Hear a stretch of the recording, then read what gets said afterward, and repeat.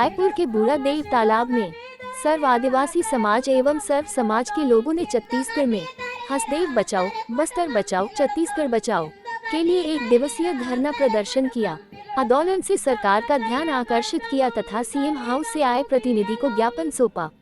इस आंदोलन में अन्य प्रदेशों के लोग भी शामिल हुए, जिसमें मध्य प्रदेश से भुवन सिंह कोराम, भरतलाल मदावी, झारखंड से राजकुमार कुंजाम, देवनंदन प्रधान, शशि प्रधान, बिरसा उरांव, आसाम से झुरुग नेताम, छत्तीसगढ़ से अरविंद नेताम, भगवान सिंह रावते, विनोद नागवंशी, अकबर कोराम, रामनाथ सहाय, कोमल हुसंडी, नरेंद्र बोरका, UR गंगरेले, महेश रावते, कमल नारायण, BS नागेश, मोतीलाल पेकरा, आलोक शुक्ला शामिल हुए। महाराष्ट्र, तेलंगाना, उत्तर प्रदेश एवं अन्य प्रदेशों से भी जनप्रतिनिधि शामिल हुए। हमारी हक अधिकारों की लड़ाई, हमारे ऊपर अत्याचार हो रहे हैं, शोषण हो रहा है, अनाधिकार हो रहा है, सभी के लिए लड़ाई सतत चल रही है।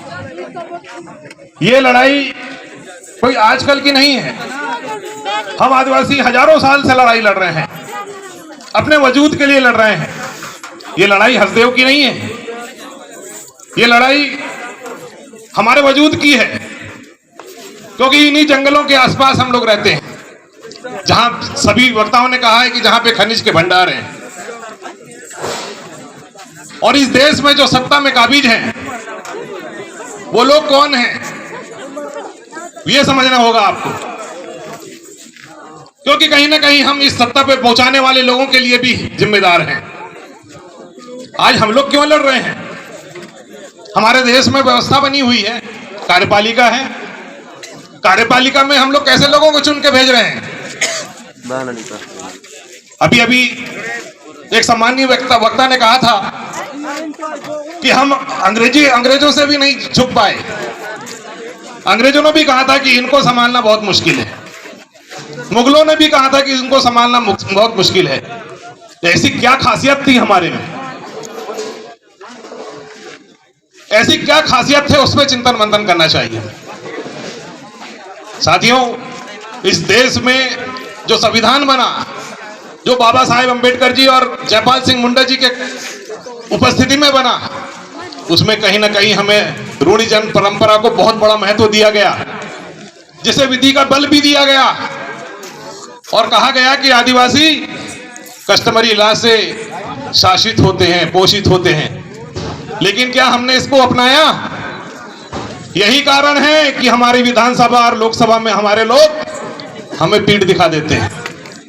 तो साथियों, आने वाले समय के लिए मैं यही कहना चाहता हूं, पंच से लेकर सांसद तक, जब तक हमारी हमारी पुरखौती व्यवस्था है, जिसको सामूहिक निर्णय का दर्जा दिया गया था, सामूहिक निर्णय होकर प्रत्याशी जब बनेगा, वो आदिवासी विचारधारा का आदमी होगा।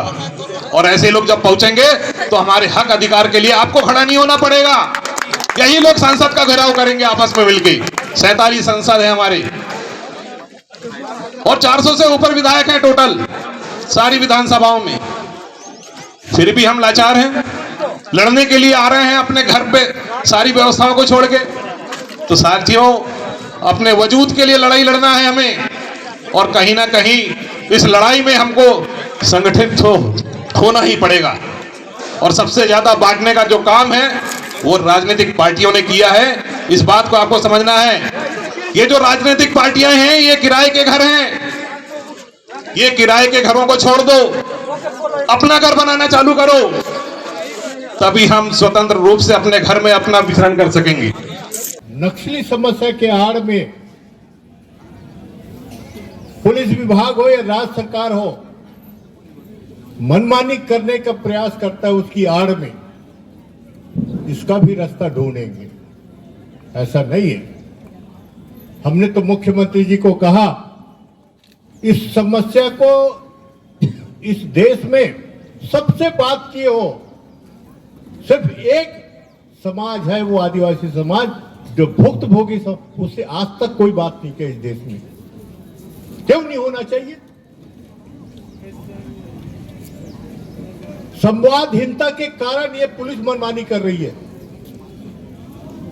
सरकार के साथ संवादहीनता है, इसलिए अगर ये समस्या नहीं होती तो ये नंगा नाच नहीं करते पुलिस। नक्सली समस्या, उसका भी हल निकल सकता है। पर मेरा तो आरोप है इस देश में कि पुलिस विभाग इस समस्या का समाधान ही नहीं करना चाहती। बहुत से अंदर नक्सलियों के नाम से क्या हो रहा है, प्रमोशन का, ये इसका, वो उसका बहुत खेल हो रहा है। तो काहे को इस समस्या का समाधान होना चाहिए, उनका सोच है। पर इसका निकालेंगे रास्ता, ऐसा नहीं है। अगर राज्य सरकार गंभीर हो, केंद्र सरकार गंभीर हो, तो इसका रास्ता निकल सकता है, ऐसा नहीं है।